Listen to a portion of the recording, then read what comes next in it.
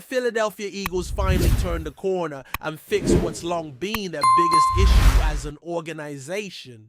It's wild to think how a team with so much history, so many legendary names, and some iconic moments on the biggest stages could have had such a glaring weakness for so long. But that's the reality when you look at the wide receiver position in Philadelphia. And as we break this down today, it becomes clear the Birds have not only addressed the issue, they've absolutely crushed it in a way that puts them among the league's elite. Let's rewind for a second. The Eagles are one of the NFL's most storied franchises, turning 92 years old this month, and across those decades, they've seen their share of incredible talent.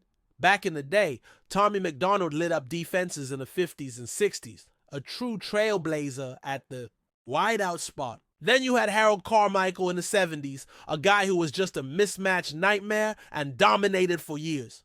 Mike Quick took the baton in the 80s, becoming one of the top receivers in the league. But after that, things got rough. Sure, there were moments of hope, like when Irving Fryer came over from Miami in the late 90s and had a couple of strong seasons, going over 1,000 yards twice. But Fryer was already in the twilight of his career, and the Eagles were still searching for consistency at wide receiver. Then came the Donovan McNabb era, starting with that controversial draft pick in 1999. People forget how much backlash there was when the Eagles took McNabb over Ricky Williams. In today's NFL, no one would bat an eye. Quarterback is king. But back then, the debate was real. And while McNabb proved the doubters wrong by becoming one of the franchise's greatest signal callers, the help around him at wide receiver was lacking, to put it nicely. Everyone remembers Terrell Owens. And yes, for that one season in 2004, T.O. was electric. He was everything the Eagles needed and more. McNabb had a career year, the team made a run to the Super Bowl, and T.O. even played in that game after a brutal injury, still putting up a monster performance. But the fairy tale ended quickly. One season, that's it. Then it was back to mediocrity. James Thrash, Todd Pinkston, Kevin Curtis. These were the guys asked to be number one targets in a passing league, and it just didn't cut it. There was a bit of light at the end of the tunnel when Deshaun Jackson came onto the scene. His rookie year saw the Eagles make it to yet another NFC Championship game. His speed was undeniable. Pairing him with Jeremy Maclin gave Philly a dynamic duo for a few seasons, and they were both solid. But again, it didn't feel like long-term. Dominance, like they were explosive. Yes, consistent, reliable, elite-level production every single year. Not quite. And then came the Chip Kelly experiment. This is where things spiraled. Chip showed up and immediately wanted to put his own stamp on everything. He exiled Howie Roseman from the front office, shifted power, and made sweeping changes, including letting go of talented players like Jackson and Maclin. What followed was a black hole of wide receiver production. After Maclin led the team in 2014, it was Jordan Matthews who stepped up in 2015. A decent player, but not a WR1. Then from 2016 to 2019, the Eagles' leading receiver in terms of yardage wasn't even a wide receiver. There was tight end Zach Ertz. Now, no disrespect to Ertz. He's arguably the best tight end in Eagles history, and during that stretch, he was elite. But when a tight end leads your team in receiving for 4 straight years, it speaks volumes about the lack of talent on the outside. And then 2020 happened. Travis Fulgham, remember him? He caught fire for a few weeks and somehow ended the year as the team's leading receiver. That says everything. A guy who was practically off the street becomes your top wideout?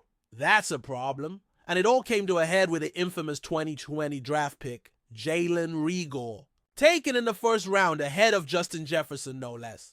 That move was scrutinized immediately, and in hindsight, it's even worse. Jefferson exploded in Minnesota. Hurts never found his footing in Philly. But here's the thing, maybe that whiff was the best thing that could have happened, because it forced Howie Roseman to reassess everything. After years of trying to be the smartest guy in the room, going for the flashy picks, the small school sleepers, the upside guys, Howie decided to simplify, take proven players. From powerhouse programs, focus on production over projection, and just like that, the turnaround began. In 2021, the Eagles drafted Devonta Smith, a Heisman winner, a national champion at Alabama, and one of the most polished college receivers we've ever seen. He came in and instantly made an impact. breaking the franchise rookie record for receiving yards. But Howie wasn't done. 1 year later, on draft night 2022, he pulled off a blockbuster, trading for A.J. Brown. The move stunned a lot of people, but those who understood the modern NFL knew exactly what was happening.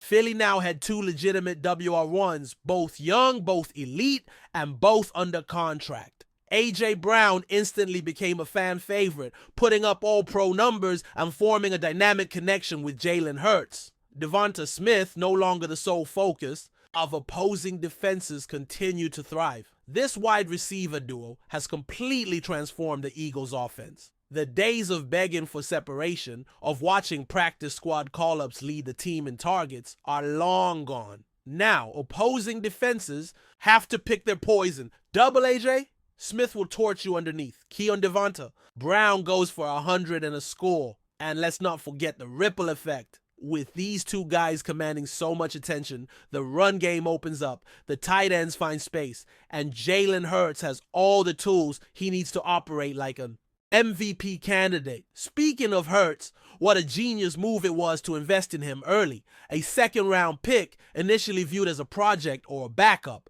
But the Eagles saw potential, and more importantly, they supported him. They didn't just throw him into the fire with no help. They built around him. Elite receivers, the best offensive line in football. A coaching staff that tailored the scheme to his strengths. And what did Hurts do? He delivered big time. He became the face of the franchise, took the Eagles back to the Super Bowl, and put together one of the best individual seasons in team history. And yes, a massive part of that success comes back to the guys catching the football. Devonta Smith, over 1,000 yards in 2 of his first 3 seasons. In year 3, even while missing time, he still put up over 800 yards and 8 touchdowns. A.J. Brown, what more can you say? Nearly 1,500 yards in back-to-back seasons, double-digit touchdowns. And doing all of that against top corners week in and week out. This isn't just a good receiver duo. It's the best in franchise history. And you could argue it's the best in the entire NFL.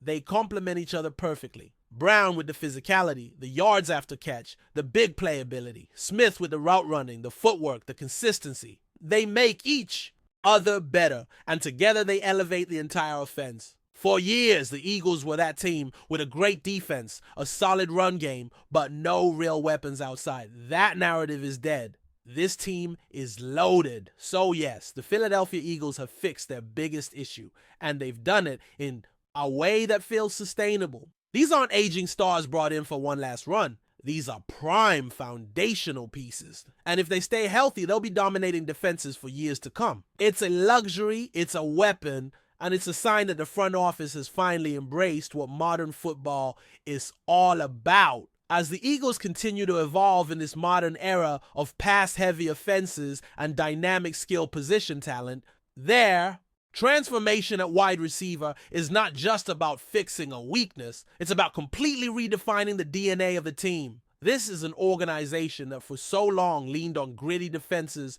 power running backs, and tough-nosed identity. Football! Now, when you think of the Eagles, you think of explosive plays, crisp route running, and big-time moments in the passing game. And that shift didn't just happen overnight. It was the product of painful lessons, critical front office changes, and a front-facing commitment to adapt to the changing landscape of the NFL. It's easy to look at where the Eagles are now and forget just how rough the road was. Before Devonta Smith and A.J. Brown became household names in Philly, the fans endured season after season of false hope and underwhelming performances at the wideout spot. Nelson Aguilar was supposed to be that guy when he was drafted in the SEAL.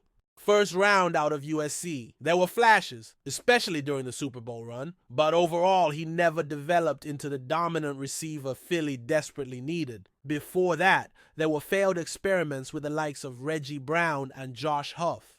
It became a running joke. Could the Eagles go a single draft without whiffing on a wide receiver? Before we continue, don't forget to subscribe to our channel and give this video a like. Your support helps us keep delivering the latest updates on our Philadelphia Eagles. And don't be shy, share your thoughts on the news in the comments below. Philadelphia might be cooking up something special and terrifying on the defensive side of the ball. While there's no formal confirmation from the front office just yet, league insiders are buzzing about a potential defensive trio that could change the NFL landscape.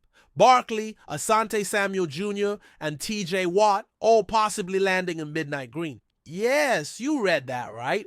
If the rumors prove true, the Eagles could soon boast a defensive unit unlike anything we've seen in recent years. The speculation began quietly but has now reached a boiling point. Multiple sources close to the league have hinted that talks are underway, or at least in exploratory stages. The idea of pairing a veteran edge monster like Watt with the emerging brilliance of Samuel Jr. and the sheer physicality of Barkley, who many believe has the versatility to switch from offense to defense or play a hybrid role, has analysts and fans alike spinning with possibilities. Of course, cap space, trade compensation, and locker room dynamics would all be significant hurdles. But the Eagles have never been shy about bold moves. Just last season, they pulled off unexpected acquisitions that turned heads and redefined expectations. This time, they might be going even further, crafting a defense that doesn't just aim to stop offenses, it aims to smother them. Some insiders speculate that the organization is seeking to rebuild the team's identity around a bruising,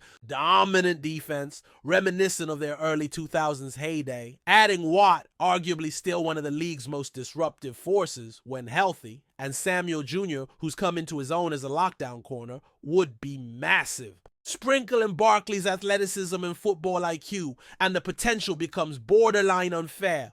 Could this be the dawn of a defensive dynasty in Philadelphia? Nothing is set in stone yet, but if there's truth to these whispers, the NFC better. Be on high alert. Stay tuned. This could get real. That's it for this update. If you enjoyed the video and want to stay updated with exclusive news about our Philadelphia Eagles, be sure to subscribe to our channel and hit that like button. We can't wait to hear your thoughts in the comments. See you in the next video.